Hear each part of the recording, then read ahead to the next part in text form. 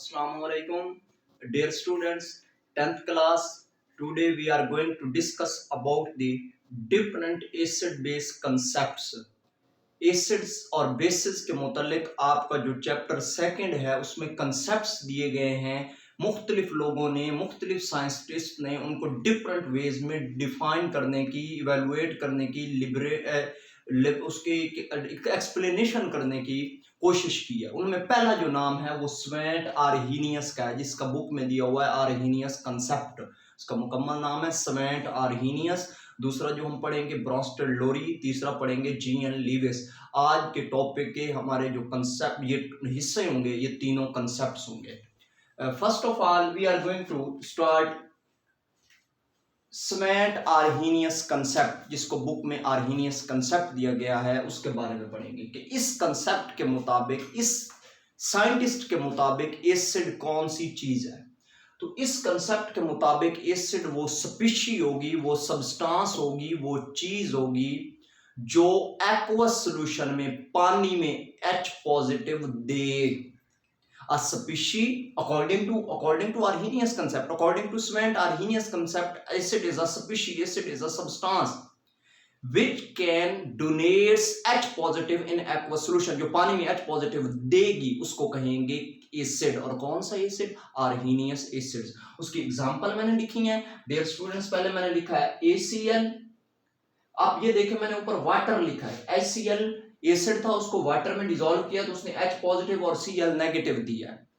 तो इसने वाटर में ऐड होने के बाद, वाटर में डिसॉल्व होने के बाद, वाटर में आयोनाइज होने के बाद H पॉजिटिव दिया। तो इस कंसेप्ट के मुताबिक ये चीज एसिड होगी जो वाटर में डिसॉल्व करने के बाद एक्वस सॉल्यूशन में H पॉजिटिव दे। उसके बाद मैंने HNO3 लिखा, इसने H पॉजिटिव दे दिया, NO3 नेगेटिव बन गया। इसके अलावा मैंने CH3COOH लिखा, एसिटिक एसिड लिखा, इसने CH3COOH नेगेटिव और एक H पॉजिटिव दे दिए। इसके बाद H2SO4 लिखा मैंने, इसमें क्योंकि दो H है तो दो H आएंगे, 2H पॉजिटिव, बाकी बन जाएगा SO4 2 नेगेटिव, ये सल्फेट बन जाएगा।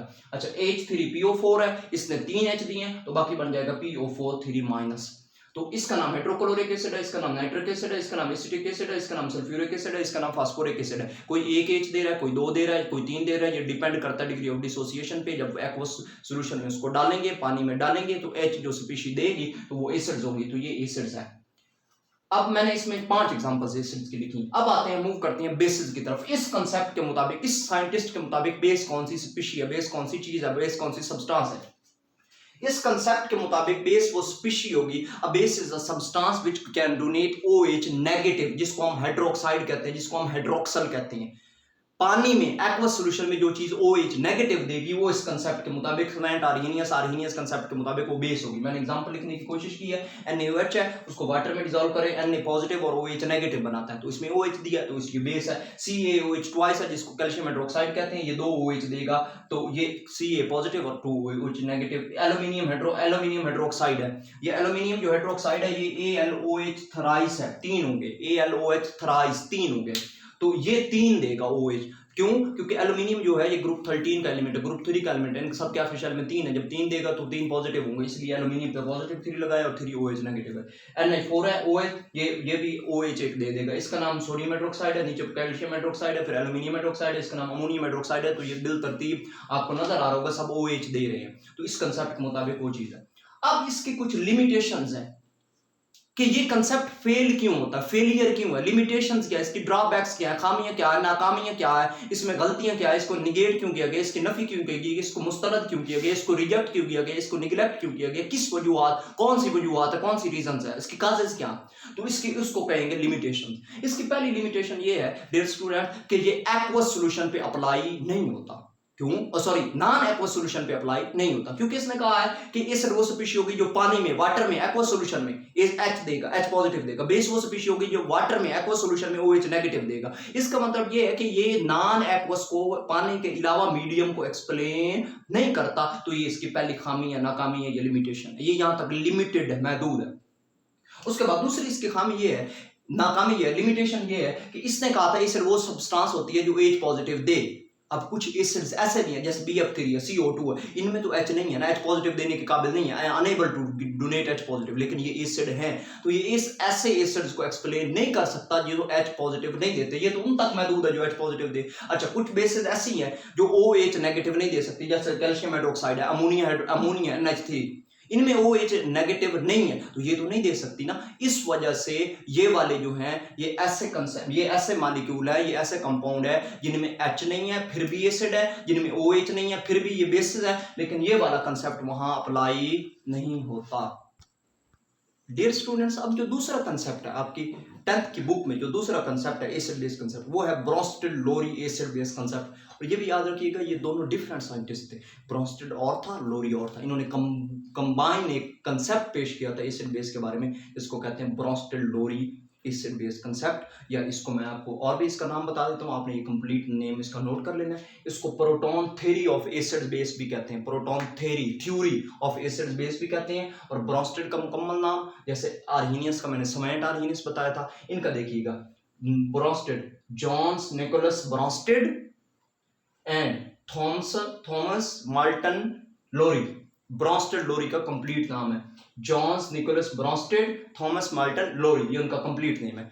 इनके मुताबिक, इस कंसेप्ट के मुताबिक एसिड क्या है, बेस क्या, क्योंकि हमने अभी डिस्कस किया उनमें कुछ लिमिटेशंस थी जो फेलियर दिखा रही थी, जो नाकाम हो रहा था, इन्होंने उसको थोड़ा सा मजीद आगे बढ़ाया। जैसे वो नॉन एक्वस पे अप्लाई नहीं हो रहा था, ये वो नॉन एक्वस पे अप्लाई नहीं हो रहा था, ये नॉन एक्वस पे भी होता है, एक्वस पे भी अप्लाई होता है। देखें, इस कंसेप्ट के मुताबिक एसिड वो स्पीशी होगी, acid is a species which can donates which gives proton H positive. उसमें भी यही था, एसिड वो चीज थी, वो सब्सटेंस थी, वो स्पीशी थी जो H पॉजिटिव दे रही थी। यहां भी वही है, जो H पॉजिटिव जो H पॉजिटिव दे सके, डोनेट करे, गिव। तो इसको, लेकिन फर्क ये है वो सिर्फ एक्वस तक महदूद था, लिमिटेड था, वो लिमिटेशन उसकी थी। ये एक्वस के अलावा भी है, और इसमें हमने इसको कहा है, H पॉजिटिव को कहा है प्रोटॉन। प्रोटॉन क्यों कहा, इलेक्ट्रॉन क्यों नहीं कहा, पॉजिटिव चार्ज है इसलिए प्रोटॉन नहीं, क्योंकि हाइड्रोजन पॉजिटिव का मतलब हाइड्रोजन के आखिरी शेल में एक इलेक्ट्रॉन होता है, जब वो एक इलेक्ट्रॉन, उसमें इलेक्ट्रॉन भी एक होता है, प्रोटॉन भी होता है। हाइड्रोजन के आखिरी शेल में एक इलेक्ट्रॉन होता है, न्यूक्लियस में एक प्रोटॉन होता है।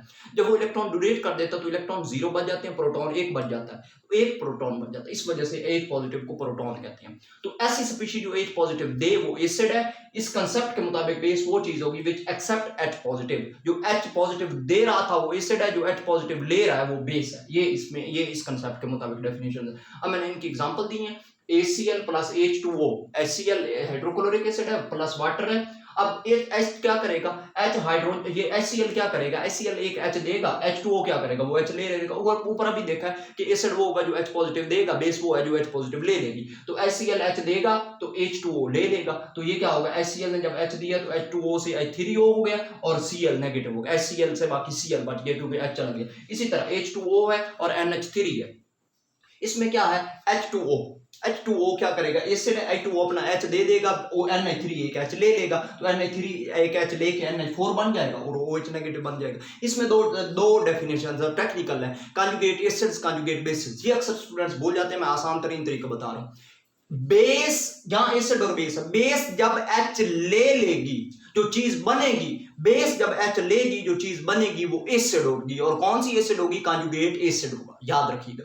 बेस H लेके जो चीज बनाएगी, बेस से कौन सी चीज बनेगी, एसिड। कौन से वाला एसिड, कंजुगेट एसिड।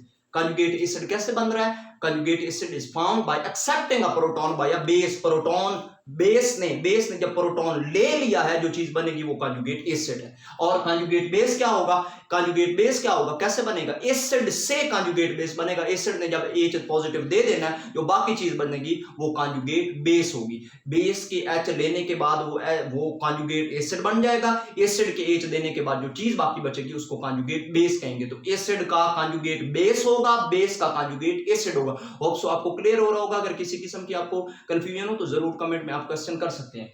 इसके बाद एम्फोटेरिक स्पीशी, आप इसमें देखें, मैंने ऊपर लिखा ACl, ये एसिड है, H2O बेस है, यहाँ A2O एसिड है, NH3 बेस है। तो इन दो एग्जांपल्स में ऊपर वाली एग्जांपल में H2O बेस के तौर पे एक्ट कर रहा है, नीचे वाली एग्जांपल में A2O एसिड के तौर पे एक्ट कर रहा है। ऐसी स्पीशी जो एसिड और बेस दोनों के तौर पे एक्ट करे उसको एम्फोटेरिक स्पीशी कहते हैं, उसको एम्फोटेरिक स्पीशी कहते हैं। Species a substance which can behaves acid as well as base उसको कहेंगे as amphoteric species। उसकी एग्जांपल क्या है? H2O है, HS नेगेटिव है, SCO3 नेगेटिव है 1।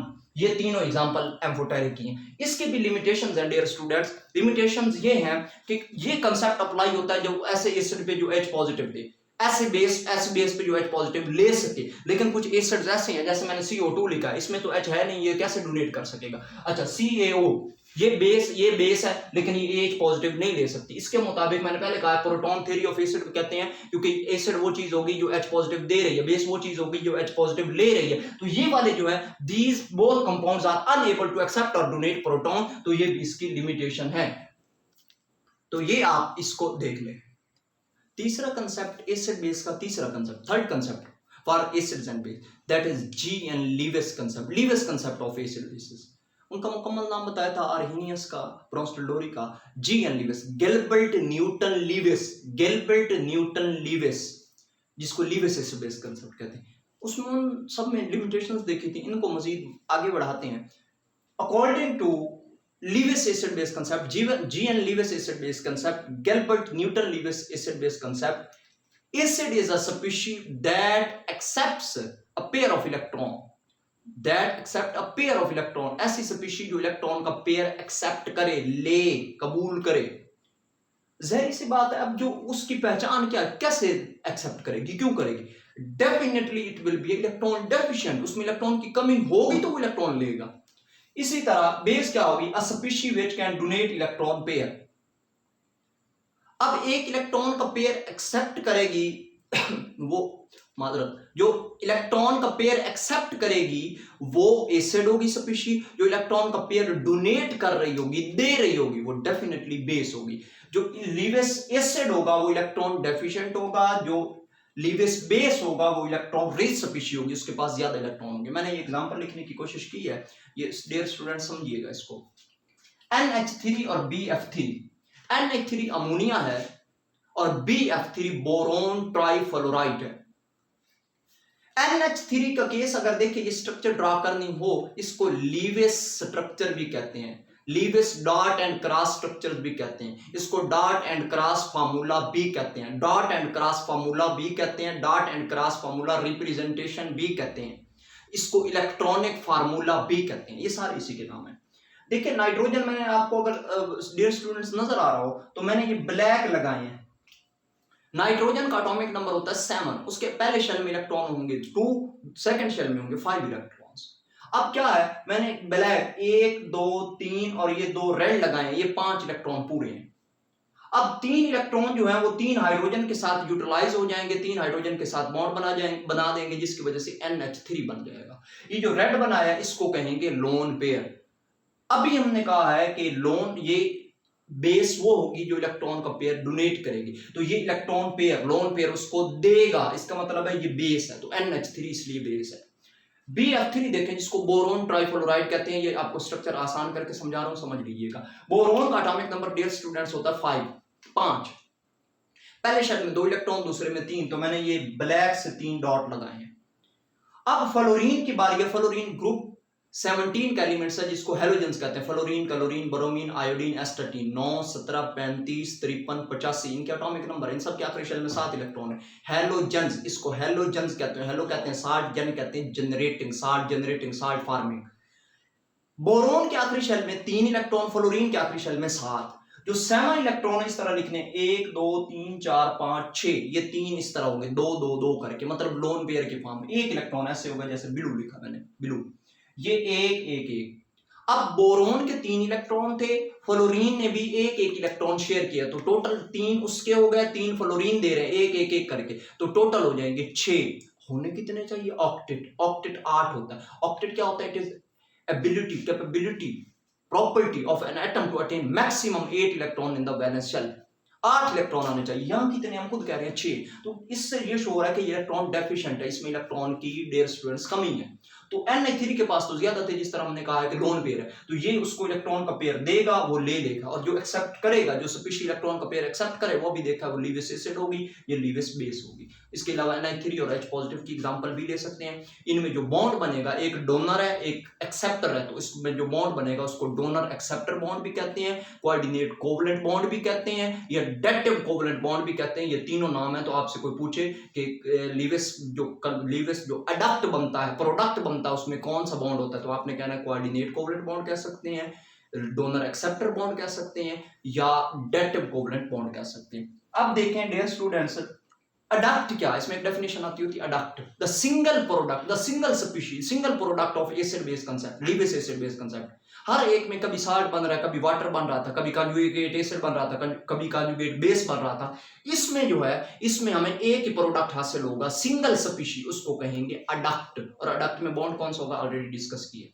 तो उसके बाद इसकी कैरेक्टरिस्टिक्स हैं कि लीविस एसिड्स कौन से होते हैं। याद रखिएगा, लीविस एसिड्स वो होंगे जो इलेक्ट्रॉन डेफिशिएंट होंगे। लीविस एसिड की क्या पहचान है, उनके ऊपर पॉजिटिव होगा। लीविस एसिड की क्या पहचान है, वो कैटाइन होंगे या इलेक्ट्रॉन डेफिशिएंट होंगे। इलेक्ट्रॉन डेफिशिएंट अभी देखा, इलेक्ट्रॉन जिसमें 8 से कम हो, जिनका जो सेंट्रल एटम है वो इलेक्ट्रॉन डेफिशिएंट हो, उसको मजीद इलेक्ट्रॉन चाहिए, तो इलेक्ट्रॉन का पेयर एक्सेप्ट करेगा। जो चीज इलेक्ट्रॉन का पेयर एक्सेप्ट करे वो लीविस एसिड है। ये लीविस एसिड की कैरेक्टरिस्टिक्स 10th में दी हुई है।